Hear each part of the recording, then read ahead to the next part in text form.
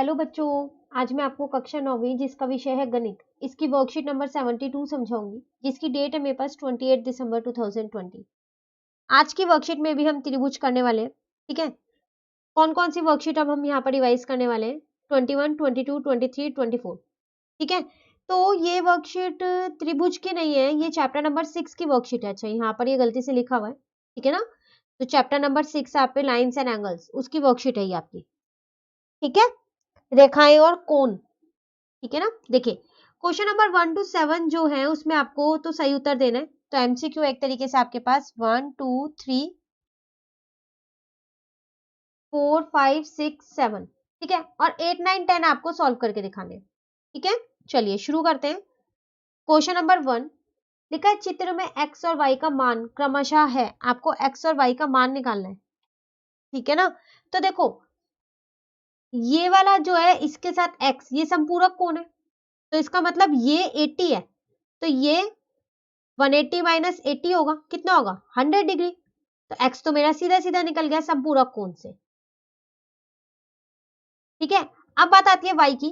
तो x 80 है तो y भी 80 होगा। क्यों? क्योंकि ये मेरे शीर्षभिमुख कोण है, वर्टिकली अपोजिट एंगल्स है ना। तो ये मेरा y कितना आ गया? 80। तो आपको x और y बताना था, तो x आप पे 100 है और y आप पे 80 है। ठीक है ना। चलिए सेकंड देखते हैं। अब आपके पास चित्र में ए बी जो है वो किसके समांतर है? सी डी के। तो x प्लस वाई, तो देखो ये इन दोनों का मान निकालना है और उसके बाद इन्हें जोड़ देना है आपको। तो इनका मान कैसे निकलेगा? तो देखो, आपको कह रहा है कि ये दोनों जो है ये पैरेलल है ना। तो इसका मतलब ये 40 है तो फिर ये भी 40 होगा।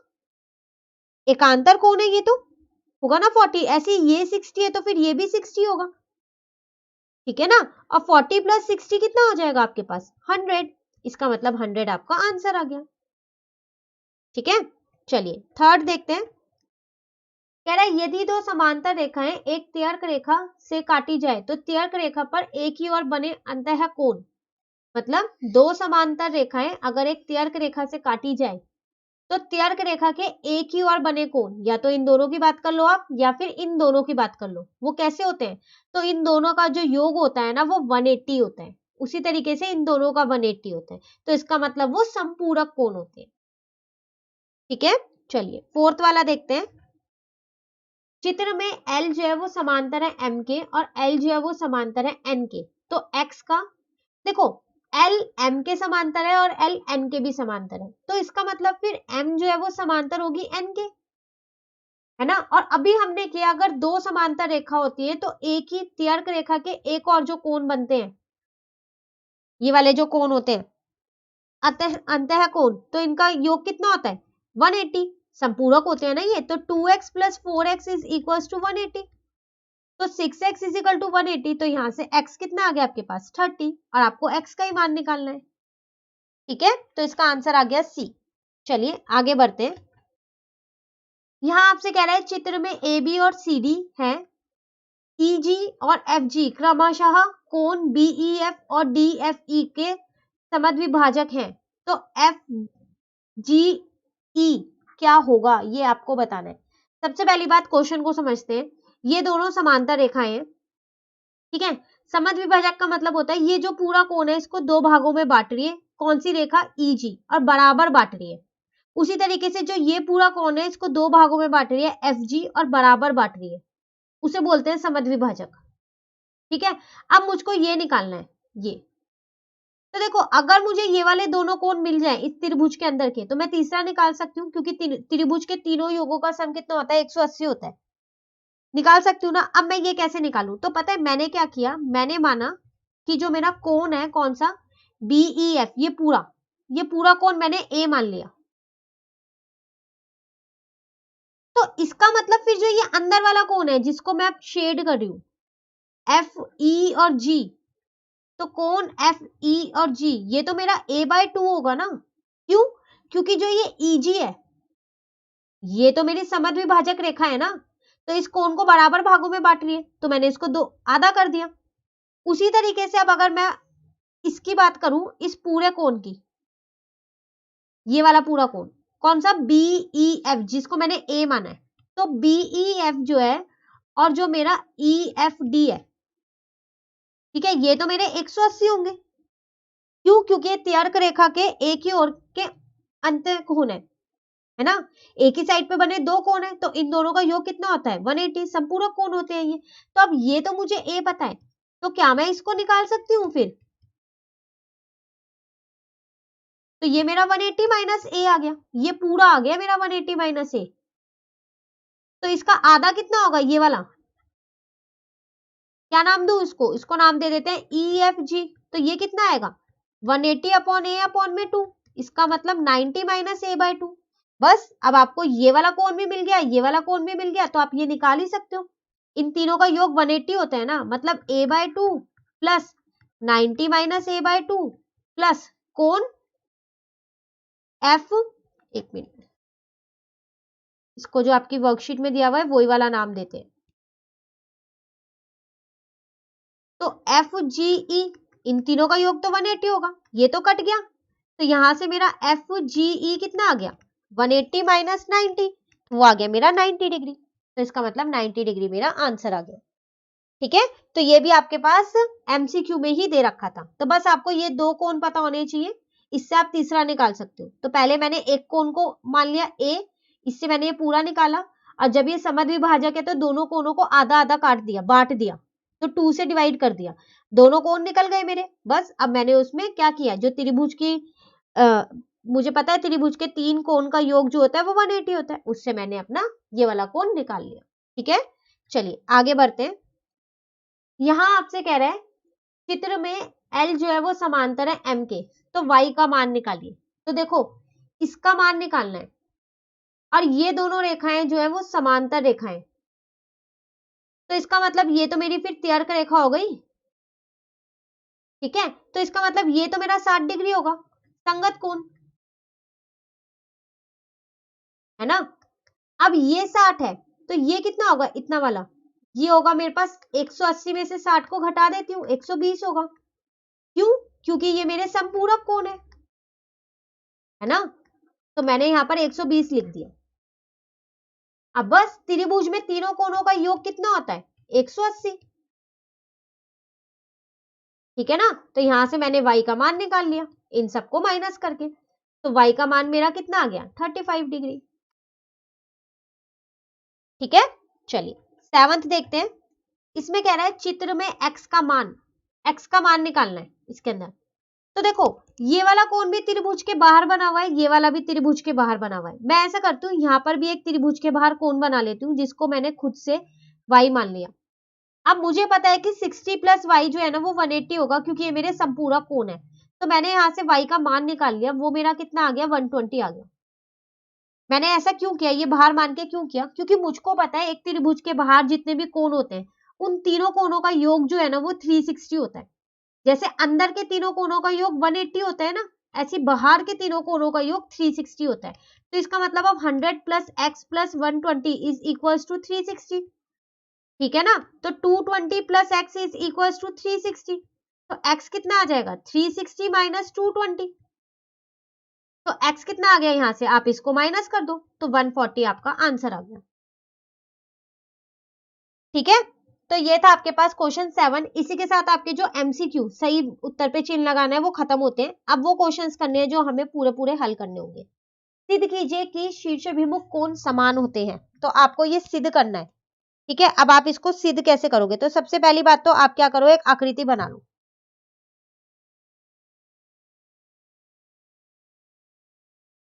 तो हम यहाँ पर एक आकृति बना लेते हैं, जिसमें मैंने दो रेखाएं बना ली है। ठीक है, इसको मैंने नाम दे दिया यहाँ पर ए बी सी और डी, और जहां ये काट रहा है इसको ओ नाम दे दिया। ठीक है, तो मुझे सिद्ध क्या करना है? इसमें सिद्ध करना है कि जो ये वाला कोण है इस कोण के बराबर होगा, क्योंकि यही मेरे शीर्षभिमुख कोण होते हैं। ठीक है ना, तो कोण AOD जो है वो बराबर होगा किसके? कोण BOC के। उसी तरीके से जो ये वाला कोण है ये बराबर होगा इस वाले कोण के, तो कोण AOC जो है वो बराबर होगा कोण DOB के। ठीक है, और मैंने यहां पर मान लिया, या पहले लिखना, ठीक है, सिद्ध बाद में लिखना। माना AB और CD 2 रेखाएं हैं। ठीक है, अब देखो हम इसको सिद्ध कैसे करने वाले हैं। तो यहां से अपना उत्तर हम शुरू करते हैं। देखो आपको पता है जो ये OD किरण है ये AB पे खड़ी है ना, ये AB पे। तो इसका मतलब हम ये लिख सकते हैं कि किरण OD रेखा AB पर खड़ी है। ठीक है, तो मैं वही लिख देती हूँ यहां पर।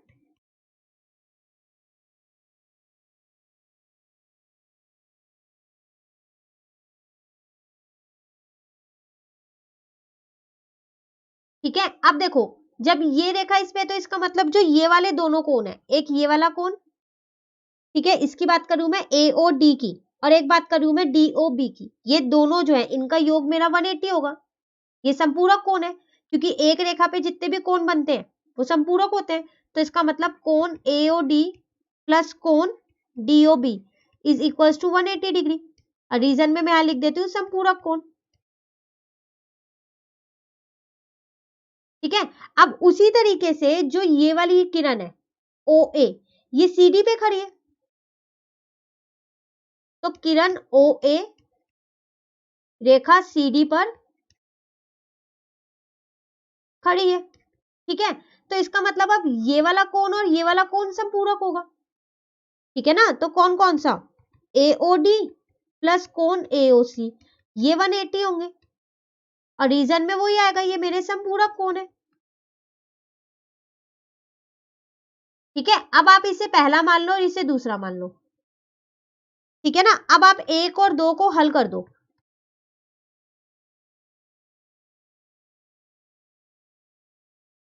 हल करने पर ठीक है, तो देखो ये दोनों तो 180 180 कट गए, तो इसका मतलब कोण AOD प्लस कोण DOB किसके इक्वल आ गया, कोण AOD प्लस कोण AOC के। तो ये तो कट गए, तो इसका मतलब DOB किसके इक्वल है, AOC के, है नहीं है। तो आपको एक तो यही सिद्ध करना था ना, ये रहा। ठीक है, तो उसी तरीके से अगर आप अब ये वाली रेखा लो, एक किरण ये लो, इस रेखा पे खड़ी है, और एक बार किरण ये वाली लोगे जो इस रेखा पे खड़ी होगी, तो ये दोनों भी आ जाएंगे, आ जाएंगे नहीं आ जाएंगे। तो इसका मतलब ये इक्वल है, तो फिर AOD जो है वो BOC के भी इक्वल होगा। तो ये आपका यहां पर क्या हो गया, सिद्ध हो गया। ठीक है, चलिए क्वेश्चन नंबर 9 देखते हैं। इसमें कह रहा है आपसे किसी त्रिभुज के कोण, आपको 3 कोण दे रखे हैं किसी त्रिभुज के। अब कह रहा है x का मान और तीनों कोणों का मान बताइए। तो जो आपको त्रिभुज के कोण दे रखे हैं ना, वो आपको पता है कैसे दे रखे हैं, x की फॉर्म में दे रखे हैं। तो आपको पहले x निकालना है और उसके बाद उस कोण बताने हैं कितने कितने डिग्री के होंगे। ठीक है, सबसे पहली बात हम यहाँ पर एक त्रिभुज बना लेते हैं। इसको मैंने नाम दे दिया A, इसको B और इसको C। A का मैंने लिख दिया x माइनस 40, B का मैंने लिख दिया x माइनस 20 और C को मैंने लिख दिया यहाँ पर x बाय 2 माइनस 10। आप इनको किसी को भी कुछ भी लिख सकते हो। ठीक है, अब आपको पता है कोण A प्लस कोण B प्लस कोण C जो है वो 180 डिग्री होंगे, क्योंकि एक त्रिभुज के तीनों कोणों का योग 180 होता है। तो x minus 40 plus x minus 20 plus x by 2 minus 10 is equal to 180 degree. ठीक है ना, अब देखो x प्लस x जो है वो मेरा 2x हो गया, प्लस का x बाय 2 ऐसे ही है, माइनस माइनस माइनस प्लस होता है, तो minus 40 minus 20 minus 60 minus 10 minus 70 हो गया। ठीक है, अब इनके हर बराबर नहीं है, तो मैंने क्या किया, इनके हर को बराबर कर दिया, और इस 70 को उधर ले गई, जो माइनस का था उधर जाके प्लस का हो गया। तो ये आ गया 4x प्लस 4 अपॉन में 2, और यहाँ आ गया 250। अब ये आ गया 5x is equal to 250 multiply 2, इस 2 को मैं उधर ले गई, यहां से मैंने क्या किया, x का मान निकाल लिया। तो x का मान कितना आ गया मेरा, 50 इंटू में 2 इज इक्वल टू 100। चलो x तो मुझको मिल गया। अब कोण A मुझे निकालना है, वो है मेरा x माइनस 40, इसका मतलब 100 माइनस 40, इसका मतलब 60 डिग्री। कोण B मुझको निकालना है, वो है x माइनस 20, इसका मतलब 100 माइनस 20, इसका मतलब 80 डिग्री। अब कोण C मुझको निकालना है x बाय 2 माइनस 10, इसका मतलब 100 बाय 2 माइनस 10, इसको इससे काटा 50, तो इसका मतलब 50 माइनस 10 वो कितना आ गया 40। आप इसे चेक भी कर सकते हो, इन तीनों को जोड़ोगे तो कितना आना चाहिए आपका 180। तो आप जोड़ के देखिएगा आपका 180 ही आ रहा है। ठीक है, तो ये था आपके पास प्रश्न 9। चलिए अब प्रश्न 10 देखते हैं। यहां आपसे कह रहे हैं दिए गए चित्र में एल जो है वो समांतर है एम के, ये वाली दोनों। एल और एम क्रमशः संगत कोण ए टी क्यू, इस वाले कोण को, और T U S A T Q इस वाले कोण, और इस वाले कोण को, ठीक है, समद्विभाजक है। मतलब ये जो एल वाली जो ये रेखा है पूरी, और जो ये एम वाली रेखा है, इसको काटती हुई जा रही है। कैसे? समद्विभाजक, मतलब ये दोनों कोण जो है वो बराबर होंगे और ये दोनों कोण बराबर होंगे। ठीक है ना। अब हमें सिद्ध क्या करना है, पी क्यू जो है वो आर एस के बराबर है, ये हमें सिद्ध करना है। सबसे पहली बात हमको क्या दिया है, दिया है हमको यहाँ पर कि जो एल है वो समांतर है एम के। एल और एम क्रमशः संगत कोणों ए टी क्यू और टी यू एस के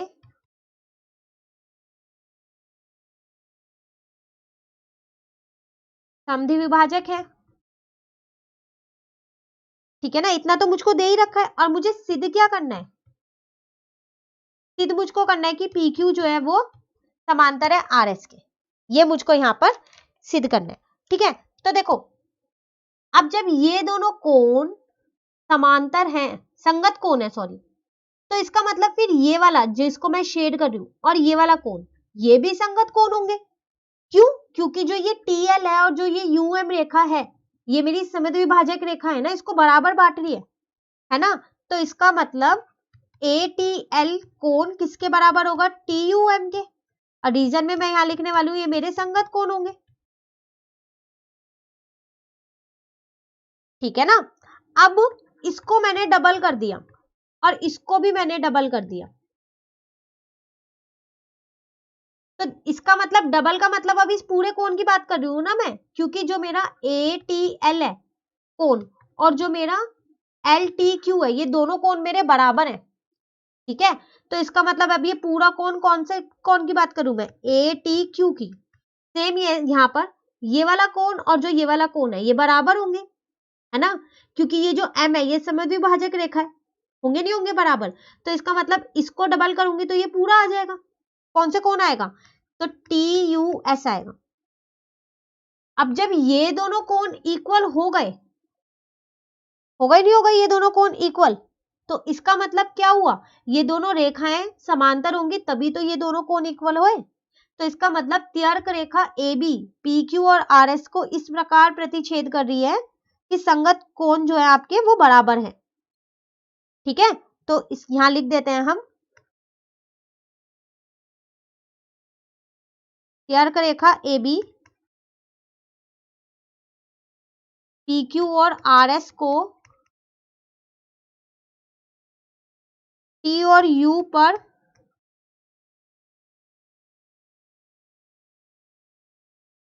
प्रतिच्छेद करती है।